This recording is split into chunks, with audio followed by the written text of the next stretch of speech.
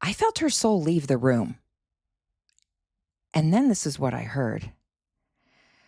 I'm going to get into that story. I think it's a really appropriate story to tell during this time of year, the holidays, where I tell you what, things can seem a little chaotic and crazy out there. But I think talking about some uplifting true stories might help us stay positive during the holiday season, right? And by the way, if you're new to my channel, welcome here. I'm Dr. Andrea O'Connor, and I am also a former hospice nurse, as well as a family practice physician. I was in hospice for 10 years, if you didn't know, and you're new to my channel. So I have a lot of experience with the intersection of life working in hospice and what lies beyond, because I have had some experiences.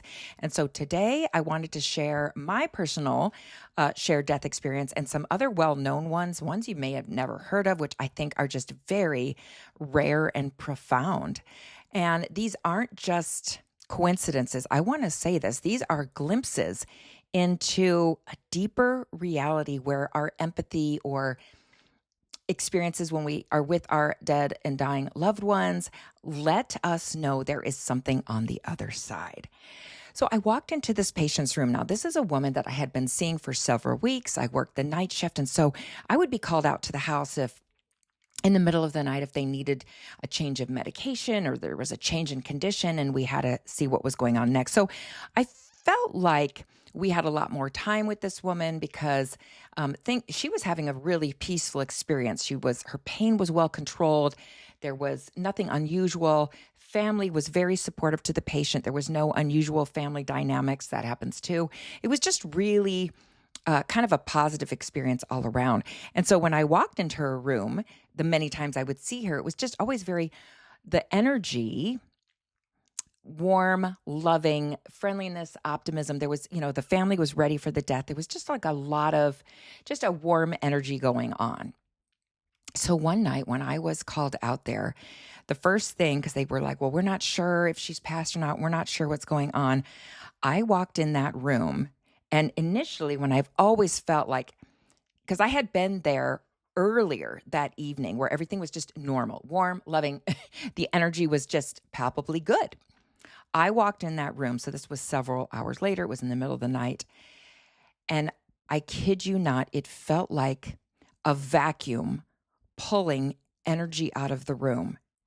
And it was like there was a little bit of that, like traces of that energy I felt earlier in the day. And let me just say, you do not need to be a psychic to feel this thing.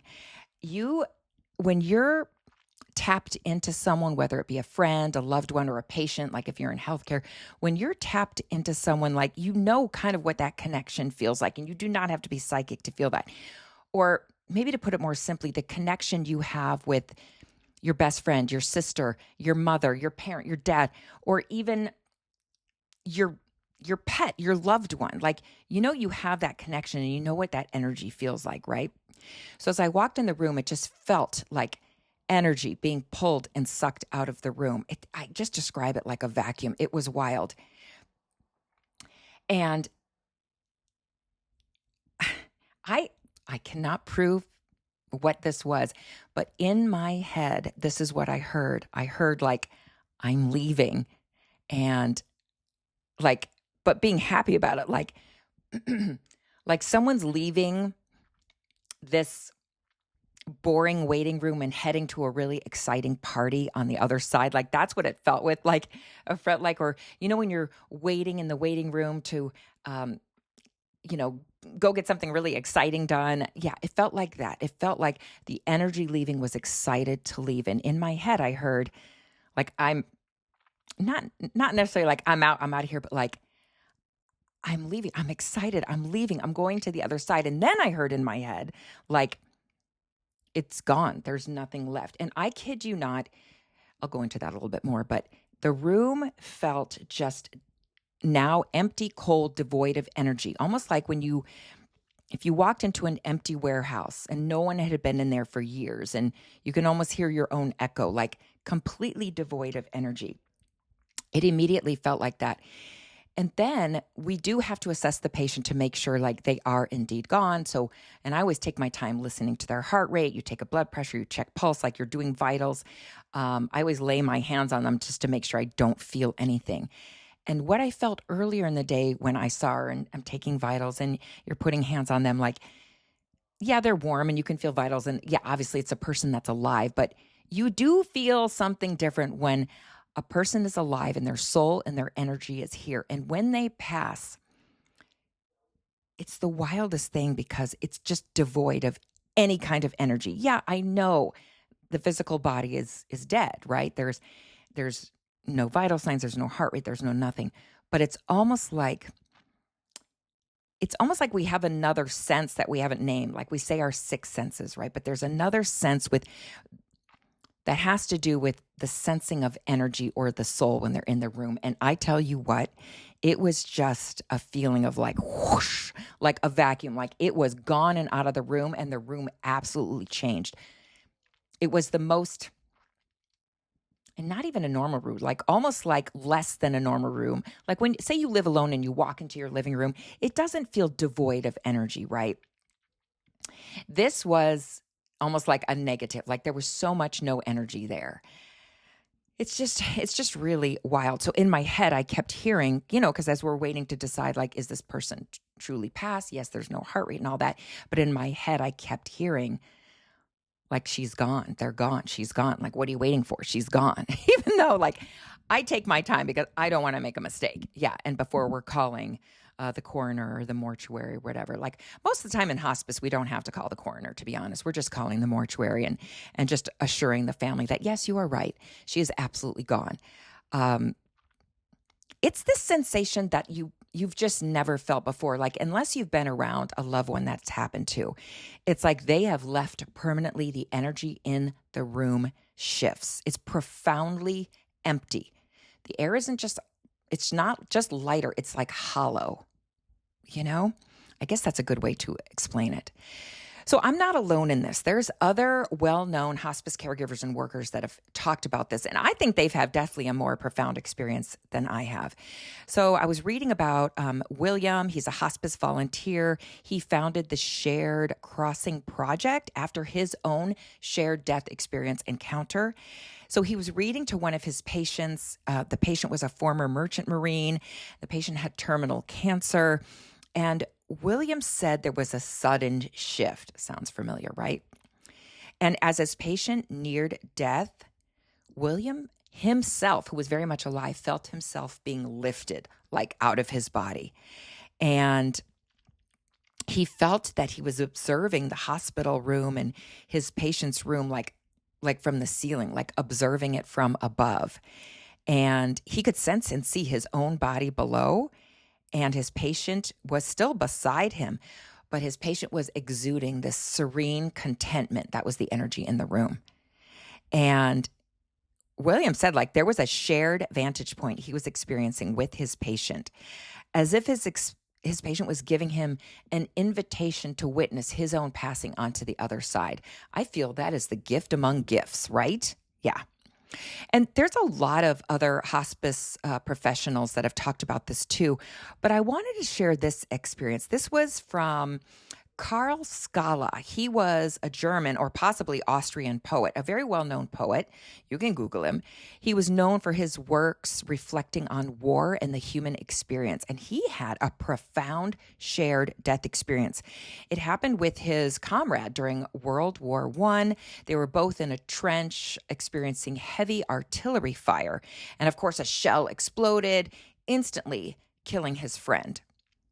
But the poet Scala held his friend as he lay dying, and he was comforting his friend in his final moments.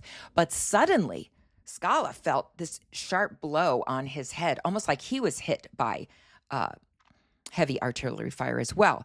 He felt this sharp blow on his neck, and he passed out, lost consciousness. But then he perceived he himself coming out of his body, lifting out of his body, floating above that trench, alongside his friend's spirit. And they both ascended, and they could see the battlefield below and all the chaos going on. But he was experiencing, he himself, who had not died, and he was with his friend's spirit, he himself experienced detachment, serenity, peace. He wasn't worried about the war below anymore. He wasn't worried about the artillery fire, his friend's mortally wounded body. He wasn't worried anymore. It was this profound sense of peace, and they were rising up and up together.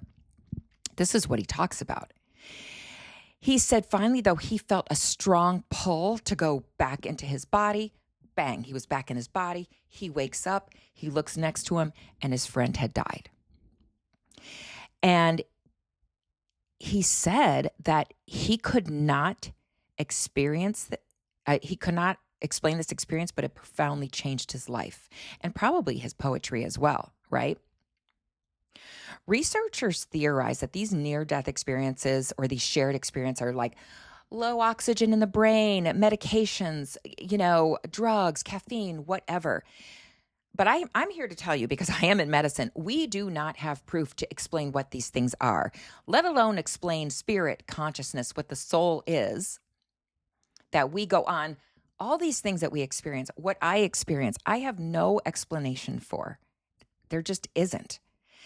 And I have to tell you, these experiences, they're not just peaceful. I mean, they're extremely comforting, but I feel like they give us kind of a glimpse towards what is on the other side. So here's some other ones. This woman said she was separated from her mother. She was on the other side of the country when her mother died. But she said at the time when her mother died, she herself experienced shortness of breath, suffocation, feeling heaviness on her chest. And she didn't even know her own mother was dying at that time. But then, of course, after that experience kind of went away, she gets the phone call that her mother had just died. Similar way that she went, same type of symptoms. This one was interesting. This man said he was going on a trip. He was boarding a plane. His father, again, was in another area who was not doing well. He didn't explain if he was flying towards his father. But anyway, getting on a plane, he sits down, settles in. He's very relaxed. And you know how you're on a plane and you're almost napping, but you're almost awake? And he said that he kind of had this shared experience. He said he experienced guiding his father towards this bright light, like this ascending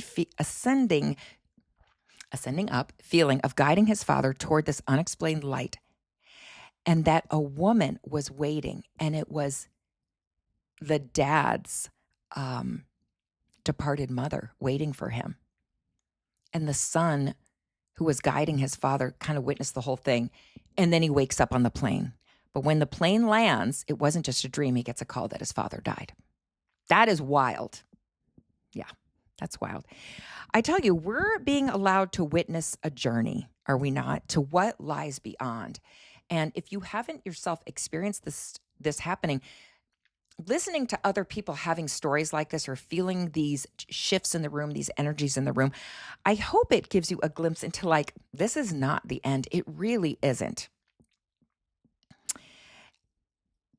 I really want to know if you've had an experience like this. Comment below if you've experienced something like this, because I think it's helping other people share their reflections of what they think on the other side, or maybe some are getting comfort from this. I think it's really helpful. So, I think we need to cherish these connections. By the way, I'm cherishing this connection we're having. Thank you for being here on my channel on YouTube, and I will see you on the next one.